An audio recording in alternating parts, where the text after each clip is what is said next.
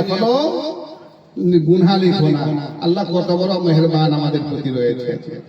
এই কেরামান কাতেবিন এই আপনার আমার যখন মরণ হয়ে যাবে এই ডায়েরিখানা আল্লাহর দরবারে জমা করে দিবে। বলেন সুবহানাল্লাহ।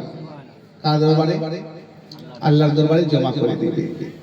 আল্লাহ পাককে বলে, আল্লাহ আমরা তো ছিলাম এর কাজে নিযুক্ত নেকি বিধি লেখার জন্য, এখন তো এ মারা গেছে, আমরা এখন কি করব?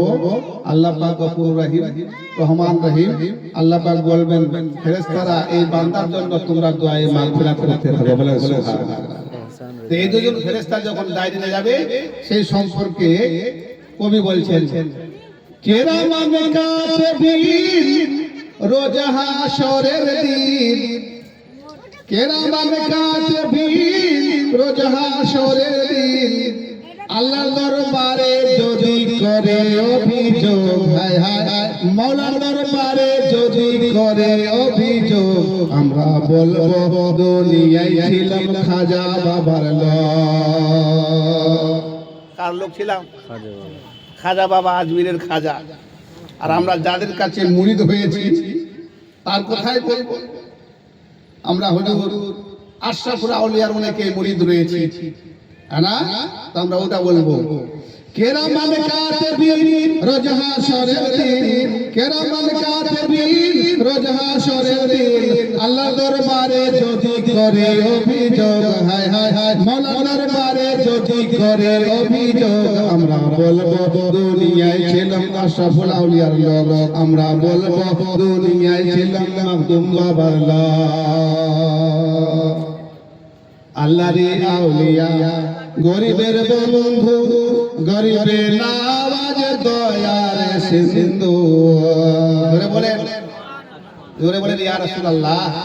কে আল্লাহর আউলিয়া গরিবের বন্ধু, গরিবের নামাজ দয়ার সিন্ধু, সেই খাজা এই সংসারে, সেই খাজা এই সংসারে বাবা বলার আমি পেয়েছি সুযোগ, আমরা বলবো দুনিয়ায় ছিলাম খাজা বাবার লোক, আমরা বলবো দুনিয়ায় ছিলাম মাকদুম বাবার লোক। কেরামান কাতেবিন রোজ হাশরের দিন, কেরামান কাতেবিন রোজ হাশরের দিন, আল্লাহর দরবারে যদি করে অভিযোগ, হায় হায় হায় মাওলার দরবারে যদি করে অভিযোগ, আমরা বলবো দুনিয়ায় ছিলাম খাজা বাবার লোক, আমরা বলবো দুনিয়ায় ছিলাম মাকদুম বাবার লোক। বুঝতে পারলেন কথাগুলা?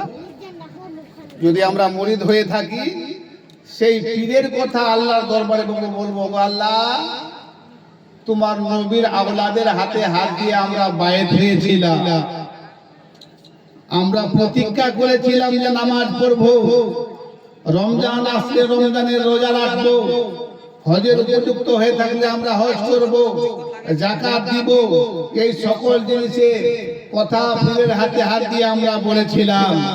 তাই কিছুই তো করতে পারি নাই, তবে তোমার নবীর আওলাদের হাতে হাত দিয়ে আমরা বায়াত হতে পেরেছি। বলেন সুবহানাল্লাহ। বুঝতে পারলেন কথাটা? কথাগুলো একটু ধ্যান দিয়ে শুনবেন মা বোনেরা আপনারা। পবিত্র কোরআন শরীফ থেকে যে অতি মশহুর মারুফ আয়াত আপনাদের সামনে আমি তেলাওয়াত করেছি।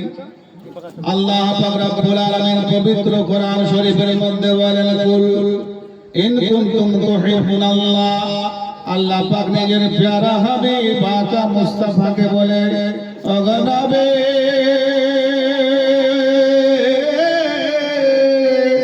আপনি আপনার উম্মতদেরকে বলে দেন, যারা আল্লাহর মাহবুব বান্দা হতে চায়, যারা আল্লাহর প্রিয়তম বান্দা হতে চায়, যারা আল্লাহর ভালোবাসার বান্দা হতে চায়, তারা যেন তারা যেন আপনার অনুকরণ করে, আপনার ফরমাবরদারি করে, আপনার প্রতি প্রেম প্রীতি ভালোবাসা রাখে। ওগো নবী আপনি যাদের প্রতি রাজি হবেন আমি আল্লাহ তাদের প্রতি রাজি হয়ে যাব। নবীর ভালোবাসাটাই হচ্ছে আসল মূল ঈমান। বলেন সুবহানাল্লাহ। সুবহানাল্লাহ। কার ভালোবাসা? নবীর ভালোবাসাটাই হচ্ছে ঈমানের মূল সম্পদ। যারা নবীকে অন্তরের অন্তঃস্থল দিয়ে ভালোবাসে তারাই পূর্ণ মুমিন হতে পেরেছে। বলেন সুবহানাল্লাহ। নবীর ভালোবাসা যখন সাহাবায়ে কেরামরা করেছে, আকায়ে নিয়ামত সরওয়ারে কায়নাত সাল্লাল্লাহু তাআলা আলাইহি ওয়াসাল্লাম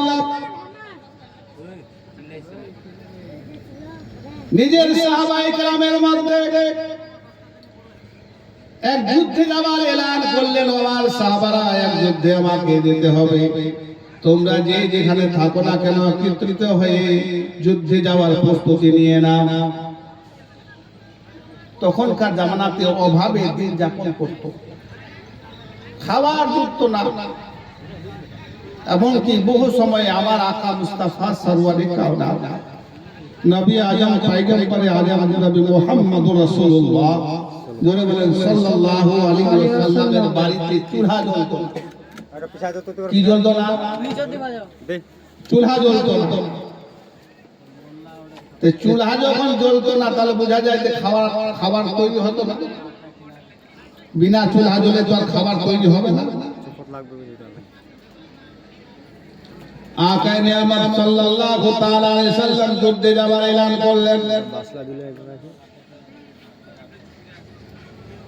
সাহাবারা নিজ অস্ত্র শস্ত্র নিয়ে দাঁড়িয়ে হয়ে গেলেন। লব্বাইক ইয়া রাসূলুল্লাহ বলে দাঁড় হয়ে গেলেন। ইয়া রাসূলুল্লাহ, আমরা হাজির আছি। এর মধ্যে দুটি যুবক, দুটো ছোট বাচ্চা দৌড়ে এসে আমার আকা মুস্তাফাকে বলে, ইয়া রাসূলুল্লাহ, ইয়া হাবিবাল্লাহ, হুজুর, এই যুদ্ধে আমরা দুই ভাই আমরা এই যুদ্ধে যেতে চাই। আকা মুস্তাফা বলছে, তোমরা তো এখনো ছোট আছো, যুদ্ধের উপযুক্ত হও নাই, তোমরা যদি যুদ্ধে যাও আমাদের অসুবিধা হবে, অতএব তোমরা যুদ্ধে যেও না। আকা মুস্তাফাকে দুই বাচ্চা কেঁদে কেঁদে বলে, ইয়া রাসূলুল্লাহ, যখনই আপনি এলান করেছেন, আপনার এলান শোনার সাথে সাথে আমাদের অন্তরগুলো কাঁপতেছে যে নবীর সহিত যদি আমরা যেতে পারি আমরা সৌভাগ্যবান হব। কারণ যুদ্ধে গিয়ে শহীদ হয়ে গেলে শহীদ দরজা আমরা পাবো, আল্লাহর দরবারে বিনা হিসাবে আমরা জান্নাতে যেতে পারবো। বলেন সুবহানাল্লাহ। বেশক নবী বলছেন, না, তোমাদেরকে যেতে হবে না। দুই যুবক দুই বাচ্চা কাঁদে আর বলে, ইয়া রাসূলুল্লাহ, আপনি আমাদেরকে সাথে করে নিয়ে যান নবী। ইয়া রাসূলুল্লাহ, যুদ্ধের ময়দানে কাফেররা যদি আপনাকে নিশানা করে তীর মারে গো নবী, আমরা আপনার কাজে আসবো। ইয়া রাসূলুল্লাহ, ওই তীর যদি আপনার দিকে ছুঁড়ে মেরে, তাহলে আমরা দুই বাচ্চা রয়েছি, ইয়া রাসূলুল্লাহ, আমরা আপনার সামনে থাকবো, ওই কাফেরের তীরের আঘাতকে আমরা শহীদ হব, আপনাকে লাগতে দেব না। ইয়া রাসূলুল্লাহ, আপনার তীরগুলো আমরা নিজের সিনায় নিয়ে নেব, তবু আপনাকে লাগতে দেব না। ইয়া রাসূলুল্লাহ, আমাদেরকে নিয়ে চলে। আকা মুস্তাফা মৃদু হাসি দিলেন, তোমাদের ভিতরে আমার মহব্বত এতটা আছে।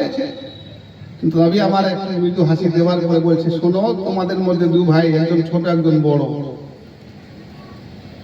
তো দুজনকে তো নিয়ে যাবো না, একজনকে নিয়ে যাবো। তোমাদেরকে আগে কুস্তি লড়াই করতে হবে, হয় না? ছোট বাচ্চারা আপসে খেলাঠেলি করে তোকে পারবো একে পারবো, এর মতো একটা কুস্তি লড়াই করে না। তো নবী আমার বলছে, তোমাদের দুজনের কুস্তি লড়তে হবে, যে জিতবে তাকে সাথে করে নিয়ে যাব। দেখে নবীর মহব্বত ভালোবাসা তাদের অন্তরে কতটা।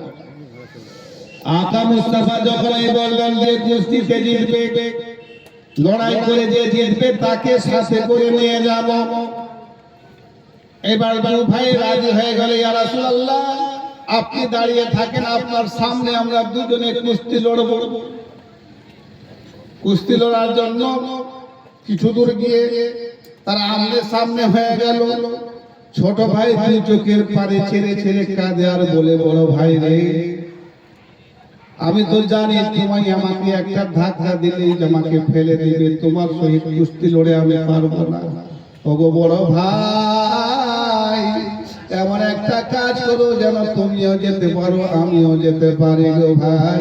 এই যুদ্ধে আমি যেতে চাই, নবীর ভালোবাসা অন্তরে আছে, নবীর নামে আমিও কুরবান হয়ে যেতে চাই।